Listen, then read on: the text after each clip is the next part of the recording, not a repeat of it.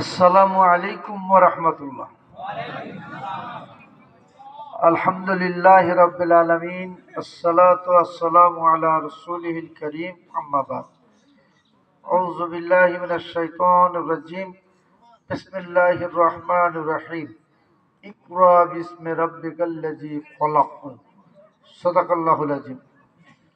আল্লাহ তাআলার দরবারে শুকর, আমি আরেকটা মাহফিল থেকে আসলাম। তো মনে মনে ভাবলাম যে ওই রকমই হবে।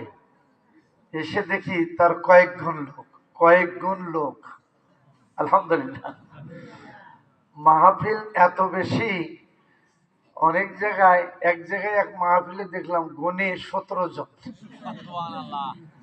আল্লাহু আকবার। অনেকে চলে গেছেন, আমি যখন আসছি অনেক আগে আসছি। অনেক লোক, আলহামদুলিল্লাহ। লাখো কোটি দরুদ ও সালাম আখিরি নবী হযরত মুহাম্মদ মুস্তাফা সাল্লাল্লাহু আলাইহি সাল্লামের প্রতি।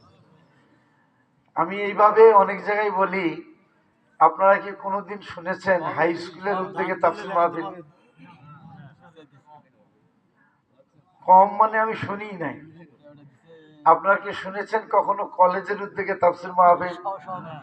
তাফসীর মাহফিল হলে হয় মাদ্রাসার উদ্যোগে, না হয় মসজিদের উদ্যোগে।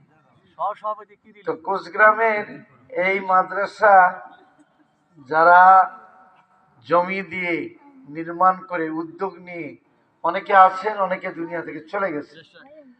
এই মাদ্রাসা আছে বলেই তো মাহফিল, মাহফিল বলেই তো আমরা সম্মানিত বিশিষ্ট আলেমদের কাছ থেকে আমরা গুরুত্বপূর্ণ আলোচনা শুনি। আমি অনেকক্ষণ থেকে ওনার কথা শুনছিলাম। আমি আপনাদের কাছে অনুরোধ করি, এই মাদ্রাসাটা কিয়ামত পর্যন্ত থাক, এটা তো আমরা প্রত্যাশা করি। এই যে এত লোক যার যেমন সামর্থ্য দান করলেন, দান করার জায়গাটাও তো লাগবে। যদি মাদ্রাসা না থাকতো হয়তো ওই অর্থটা তারা দিতেন না। আর আমাদের সম্মানিত হুজুর অনেক উদাহরণ দিয়েছেন যে দানে কখন কিভাবে আমাদের অনেক বিপদ কেটে যায়, হায়াত বেড়ে যায় বিভিন্নভাবে। আমি আপনাদের কাছে অনুরোধ করছি, আজকে শুধু না, আমরা প্রতিনিয়ত সুযোগ পেলেই মাদ্রাসায় দান করবো ইনশাআল্লাহ। মাদ্রাসায় আসবো। আমাদের এতিম ছেলেরা আছে যারা এখানে লেখাপড়া করছে, তাদের মাথায় হাত বোলাবো, তাদের সাথে একটু কুশলাদি বিনিময় করব।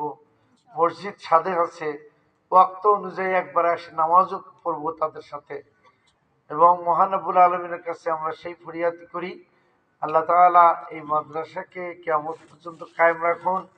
সম্মানিত উস্তাদগণ যারা এখানে শিক্ষা দিচ্ছেন, আল্লাহ তাদেরকে যথাযথ শিক্ষা দেওয়ার তৌফিক দান করুন এবং আমাদের সকলকে দ্বীনের পথে পুরোপুরি কায়েম করুন। আল্লাহ তাআলা আমাদেরকে একটা নির্দিষ্ট হায়াত দিয়ে পাঠিয়েছেন। কখন হায়াত কার ফুরবে আমরা কিচ্ছুই জানি না। যাওয়ার আগে কমছে কম আমরা যেন আল্লাহর প্রিয় বান্দি হয়ে যেতে পারি। আল্লাহ সেটা কবুল করুন। মাদ্রাসা কর্তৃপক্ষকে ধন্যবাদ, মোবারকবাদ। আর আমাদের সম্মানিত প্রধান বক্তা, তিনি বলেছেন যে অতিথি কথা বলবেন, এটা তো ভালো কথা।